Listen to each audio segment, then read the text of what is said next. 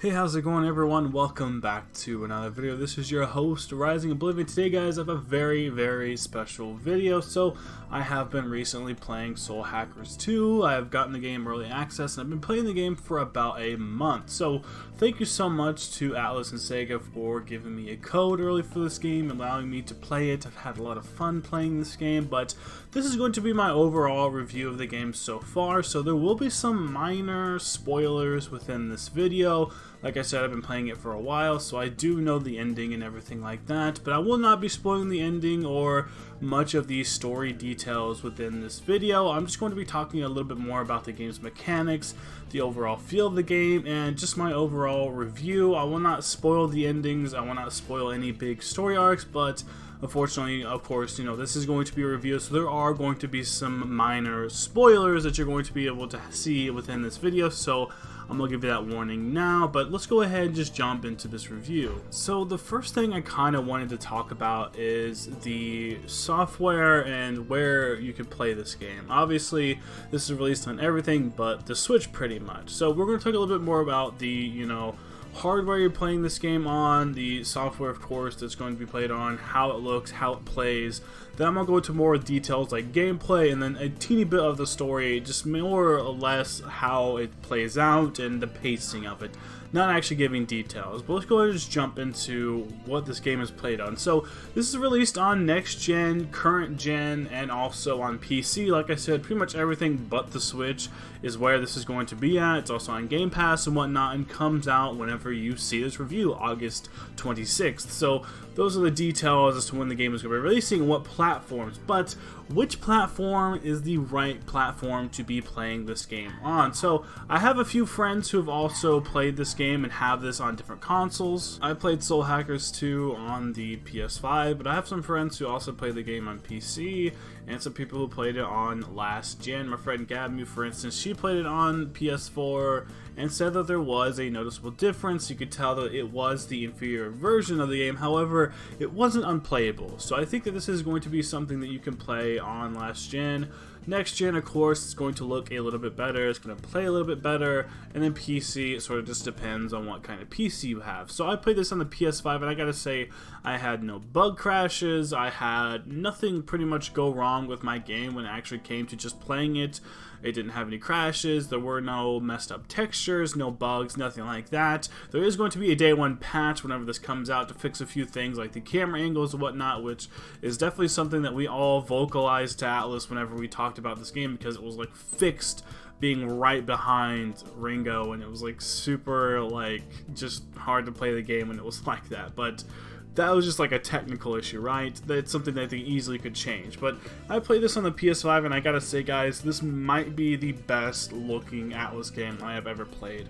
This game looks so nice. Not just the characters, but the demons, the environments, the actual way that the combat is done. It's flashy, it looks good, it looks HD. It looks very nice. So, I mean, we can compare the past couple of titles that we've had on better hardware.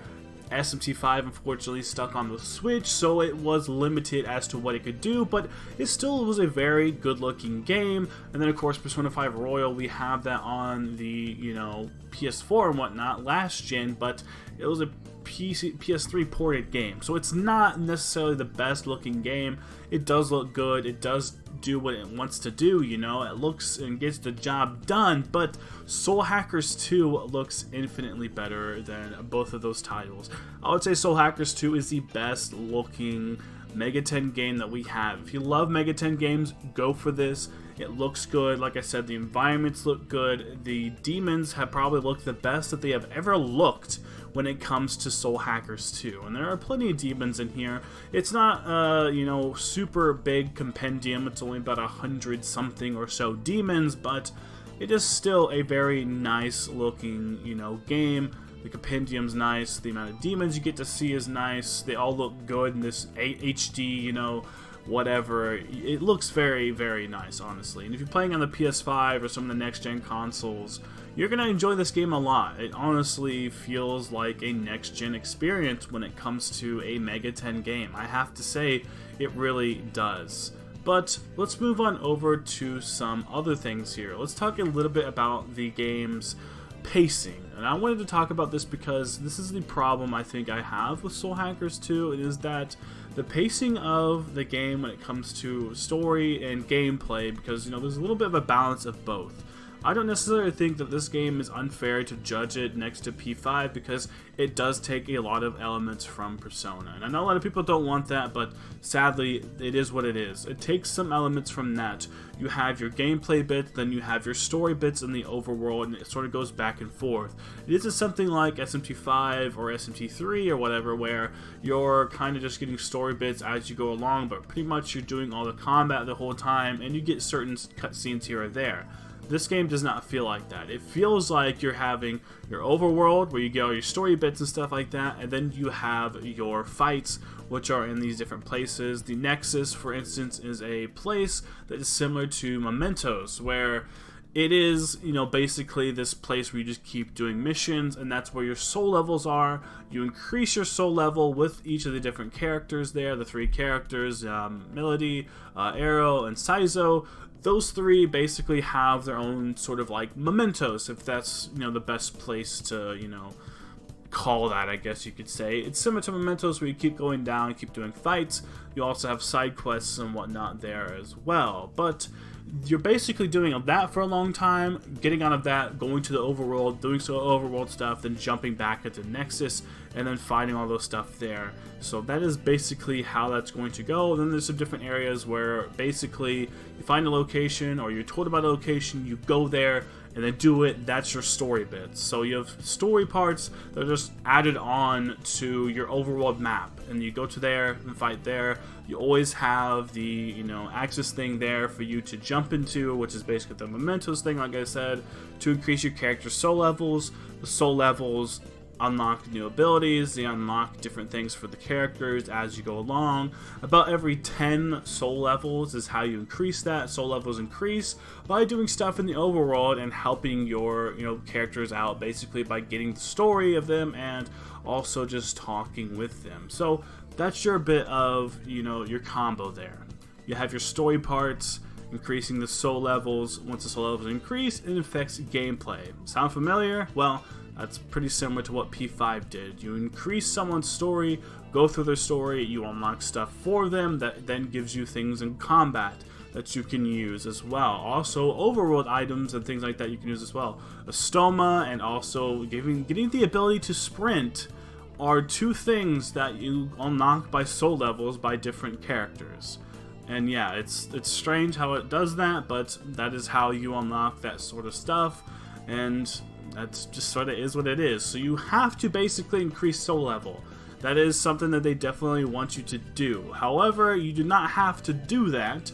You can choose not to increase soul level. However, things are going to be pretty rough for you, and a certain ending is going to be given to you based off of that. The only other way you can get a different ending for the game, the so-called like good ending, is if you get everybody's soul level to 100. And from what we can tell, it might not actually be possible to do that at one playthrough. So this is a 2 playthrough game for the most part. You're going to have to do 2 playthroughs in order to see both endings of the game. You're going to see one ending that is going to be, I guess, quote-unquote, sort of the bad ending, and then you're going to have a other ending which is going to be the quote-unquote like good ending. So that is what you have there when it comes to that.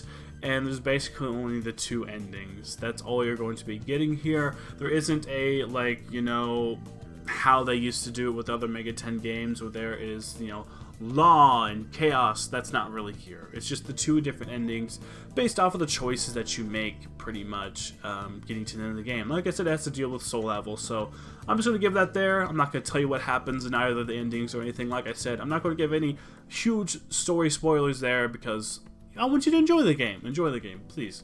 But yes, the pacing is sort of off when it comes to the combat and comes to the story bits. The story bits start you off in the beginning of the game with tons and tons of information. It throws all of this stuff at you. Even if you play the first Soul Hackers, you're not going to understand this. If you didn't play the first Soul Hackers, you're going to be getting tons and tons of information. You meet pretty much all the characters right away. They all join your party right away. There's these different factions that are going to be fighting for different reasons. People have different personal reasons for who they're fighting for, why they're fighting there, who's Ringo, who's Ion. all of this different stuff is pretty much thrown at you in the first hour or so of the game. You're giving all of this story information, then boom, it cuts off, stops. You're going to have to do all of the Axis stuff for a while and a bunch of battling for a while. And then it jumps back and forth, and it's not seamless, not nearly as seamless as we have with Persona. And I think that is why I personally give this game a lower score than I think most people might. I think the pacing is off by that. The story is actually good, and the characters are good, but it feels very rushed. And when it comes to the Axis stuff, there are story bits put in there, but it's mostly just combat.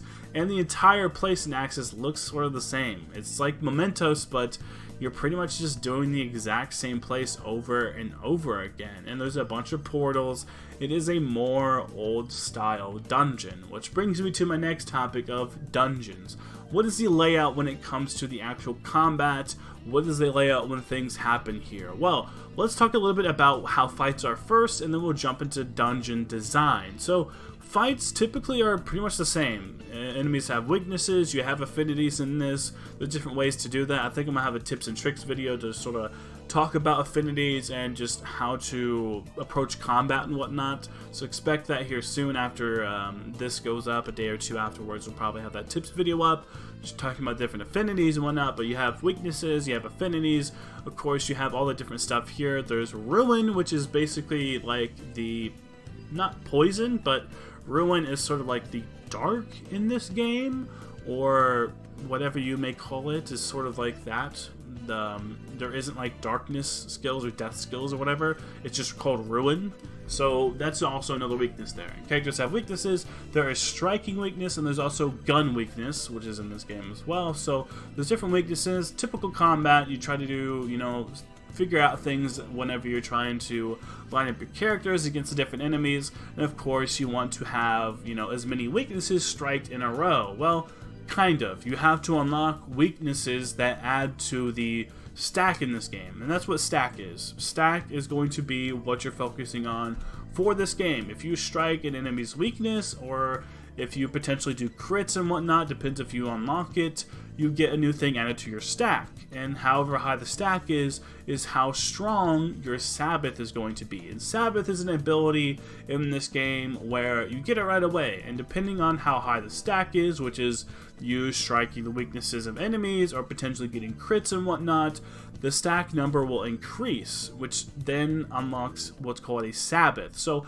after each player has done their turn and you're out of turns, if you have any stack, a Sabbath then triggers. The Sabbath basically adds all the demons up and then does one big strike all at once. We've seen stuff like this in the trailers and whatnot, I believe, but that is going to be your pretty much like end of fight thing that you're going to be going for. It's kind of your all-out attack. Instead of striking enemy weaknesses and whatnot to get extra turns like you might do in the Shin Megami Tensei mainline games, in this, basically, you're building all that up to do one giant attack. So it's a little bit of a mix, I guess you could say, of Persona and Shin Megami Tensei in a way, where you're kind of still striking the weaknesses, but you're kind of doing an all-out attack. And basically, just increasing the strength of how much that all-out attack is. There's different things where you can try and converge it all into one demon. There's different bits you can do for the Sabbath. Some demons have a passive skill we can put on them that if a Sabbath is triggered, the entire party heals, which is a cool thing, and I really love that for this game.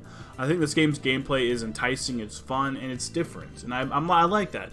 I'm glad they did the whole Sabbath thing to give this game a little bit of a twist. It's not your typical just Megaten titles. So they added some extra story bits in there with the soul levels, unlocking those, getting more story for a character that you might want to have, and then of course gameplay then has the same stuff, but you have the Sabbath, you know, stacks that's going to be giving you better stuff in combat, potentially healing you and giving you just an overall cool experience. I'm glad that things are different within this game. I was scared that it was going to be too similar to just a bunch of other titles, but it really is different whenever it has stuff from story elements, but also not just that, but also the combat as well. Alright, and lastly, let's talk about the dungeon design for this game. Like I said, as the story progresses, you learn about new areas, and those new areas are then put onto your map, and then you go and explore them. So there are different multiple areas that you go into, however, some do look similar. There is 2 subway places that look exactly the same.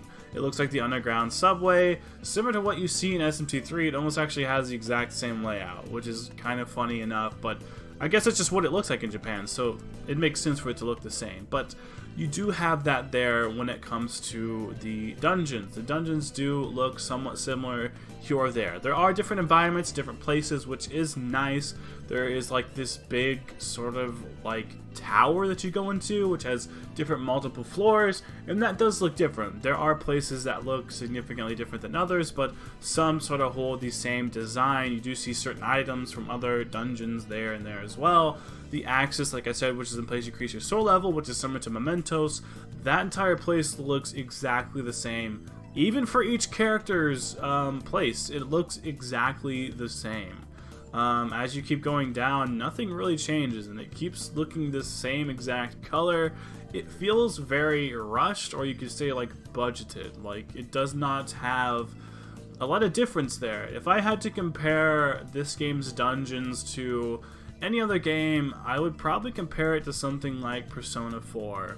Honestly, because you are having to strike your enemy, which means that you run up to them basically like Yu Murakami does, and you have to hit the enemy with like your sword, or in this game, you know, she has a sword as well, so it's very similar. So you run up to them, strike them with your sword, run into them, and then battle triggers. So if you miss, they still hit you, and if you have like this weird depth perception thing, or the messed up camera angle like we had for the longest time until the first patch that just came out, you basically got hit a lot. Or sometimes you wouldn't notice the depth of field, or a demon would, run up behind you and you wouldn't notice. The demons are relatively fast in this, so like I said, when I compare this to Persona 4, it's pretty similar, honestly. You're running through a lot of the places that look the same.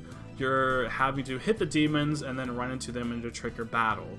It is pretty much exactly the same as what you see in Persona 4. At least when it came to Persona 5, if you were far enough from an enemy, it would trigger something that lets you just basically just teleport to them and then start the battle. You could almost always guarantee in Persona 5 that you are going to be initiating the battle first, right? Because if you could see them far away, you could sneak up on them and then trigger, to remove their mask or whatever. But in this, you have to almost, sometimes if they're in front of you, gain their attention and then just strike at the right time. So that's how battle is initiated, which is sort of interesting, and is the layout when it comes to the dungeons. The dungeons don't have any chests or anything that you open, which nobody has really talked about. I've talked to my friends and other Mega 10 creators. There are no chests, which is sort of strange. Instead of chests in this game, what you do is you call out your demons, and your demons go around finding items for you. So you can talk to your demons, they can give you items, sometimes they give you money and stuff like that. But even then, they also are the whole reason that you gain new demons. They find demons for you to join on your team. There is no demon negotiation in this game whatsoever.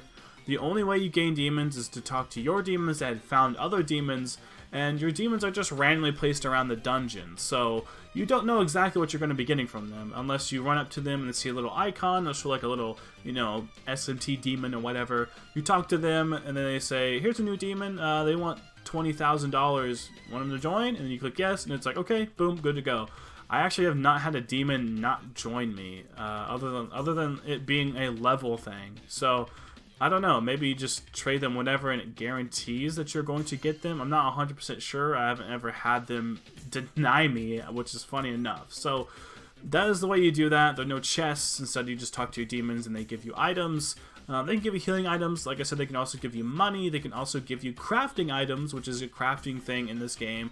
How you upgrade your comp, your little gun thing there. It's different weapons for different people there, but how you upgrade that is based off of the sort of like items that you find within the world, the materials that you use to then upgrade your character. You do that with the comp. You can also find other things too, like, deal force damage to the entire team. Little items like that that are usable items you can also synthesize and create with stuff as well, the materials that you find within the game as well.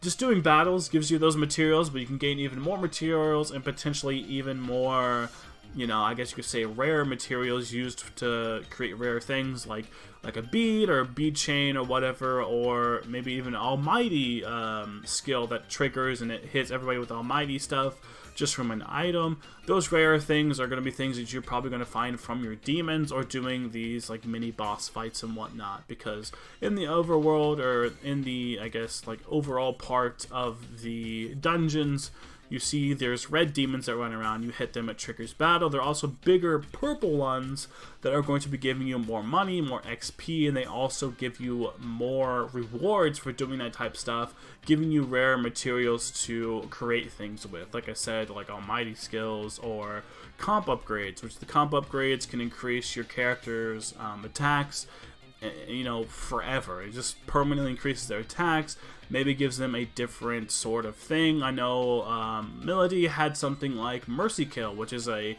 thing that you have to unlock on her comp. You use the materials that you gathered from fighting or just getting from your demons and whatnot, then you go to this comp smith. She then upgrades her comp, which then her comp can unlock her new skills, like I said, like increasing her damage or giving her new abilities or increasing her affinity to certain skills. Like you can increase the letter grade of how well her fire skills do. I think everybody starts around like D or so. You can bring it up to like C, B, A, and then S being the final one, which then increases even more what you can give to her to make her have even stronger fire skills. But you could also give her a skill like one called Mercy Kill, which I said, which is basically where if a demon is super weak, she has a random chance of just finishing them off right then and there, not taking an extra turn or anything. So cool skills like that is important to have. You want to talk to your demons pretty much all the time when you're in these dungeons.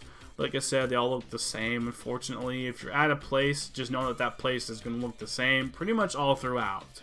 And you kind of have to just get used to that. Axis looks all the same as well. So the dungeons don't change as you progress through them all that much. For the most part, they do similarly look kind of the same. So it is what it is. Talk to your demons as you go along. They do help you progress. It is fun and nice to have that be a different way. You do feel more in touch with your demons, because I know a lot of times I had demons that would just sit in the back of my party in like SMT3 or Persona or whatever, and I just never use them. I'd have them there because maybe they had a good healing skill or something like that, right? Or they had a stoma or something that would, like, you know, stop the demons from attacking me as much. But no, in this game, they're all out and about helping fight, which is kind of interesting because you can have like this giant demon just always lurking around finding stuff for you, which is kind of funny, but that's something that you can do in this game, which is interesting. Like I said, you feel more in touch with your demons. You feel like they're actually doing more than just fighting. They're helping you out through these dungeons. They're helping you out through these places. It gives them a little bit more personality. And of course, you can also chat with them and whatnot as well. Some will just heal you whenever you're walking around the dungeons as well. So that's pretty cool to have. The demons overall feel fun, and I think that's good. It adds an extra twist to the game, which we haven't had in any other Mega 10 titles. Sorry for the video being super long, but overall, I think that is going to be the gist of what I'm trying to get at here. When it comes to the gameplay, when it comes to story pacing, and the battle mechanics, dungeons as well, and these certain new mechanics that are added into this game. Overall, I think this game does very well when it comes to graphical fidelity. It looks super nice. Like I said, though, you can play this on last gen if you really want to. It's not that big of a deal. The battles are fun as well. The pacing is not to be desired, but the characters are really cool. Honestly, I don't think there's a bad character in this game. The story is also very good as well, but the pacing is a little bit lackluster. Sometimes you're full on with the story, sometimes you're not, and you just completely forget what you were doing, why you were there. Unfortunately, it happens quite a bit.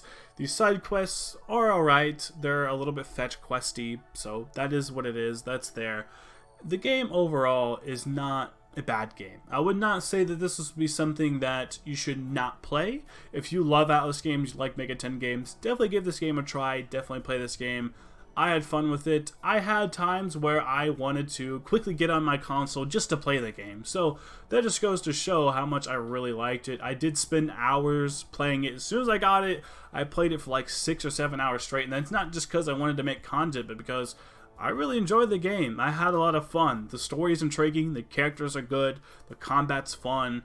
There's just a few things that are bad when it comes to the dungeon design, certain mechanics like the reverse demon compendium, and some of the life of, you know, just basically ease of life changes are not in this game. Like I said, there's no sprint, and the camera control was a little bit bad, but that's been patched. So there's a few things in this game that are not to be desired. The dungeon layouts look very, very similar. It's more of a classic dungeon. So if you want a game with good characters, good story, and maybe more of a classic dungeon feel, and it feels like a little bit of a mix of Persona 5 and a little bit of a mix of, I guess, SMT5, I guess is what I'd say, this is the game for you. Overall, if I had to give this game a personal rating, I would put this around somewhere like a 7 or a 6.5. I think that's personally where I'd go. 6.5 seems bad. I think I'm going to give this game a solid 7. I have not played it with the DLC. From what I heard, the DLC actually is pretty nice and gives you something similar to what we've had with SMT5, but with the, you know, Demi-Fiend stuff, where there are things that happen along the way. It's not just a boom end of game battle, but you get some progressive stuff along the way with the game's DLC, which is nice, and I like that, which can improve the experience, but should not be something that we always have to go for. This is day one DLC, similar to what we had with SMT5, so take with that with what you will. But overall, I do think this is a good game. If you love Atlus, if you love Mega 10, you're going to love this game. Like I said, it's about a 7 out of 10 for me. Do I personally think it's worth it at full price? I think if you're a big Atlus fan, yes. I do think it is worth it at full price. If you're a person who is a little bit skeptical and whatnot, maybe wait for it to go on sale, or maybe around 30, 40 bucks or something like that. I think this game is definitely a solid 40. I think it's a steal for $40 for sure. That extra 20 bucks there to get it for 60 or whatever, that's just kind of on you and how much you love Atlus Mega 10 titles.